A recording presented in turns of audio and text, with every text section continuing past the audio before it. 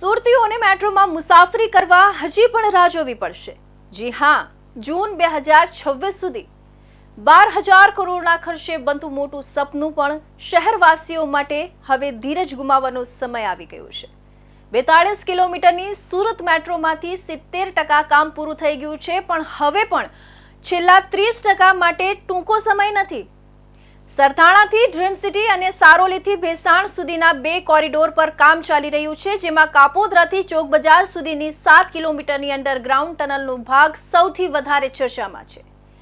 UG1 નું tunnel કામ પૂર્ણ, UG2 નું હજી 50% બાકી, અને એટલે જ ટ્રેક પાવર સપ્લાય સિંગલિંગ જેવી કામગીરી હવે ધીમે ધીમે પૂરી થવાની છે, જેથી હવે આશા એ જ છે કે જૂન 2026 થી સુરત મેટ્રો દોડશે અને સુરતની ટ્રાફિકથી ત્રસ્ત જનતાને મળશે રાહત।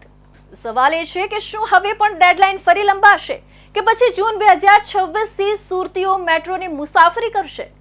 શું તમે તૈયાર છો સુરત મેટ્રોની રાઇડ માટે? જવાબ તમારા હાથમાં છે। કોમેન્ટ કરો #સુરત મેટ્રો ક્યારે આવશે? કોમેન્ટમાં લખો #waiting for metro।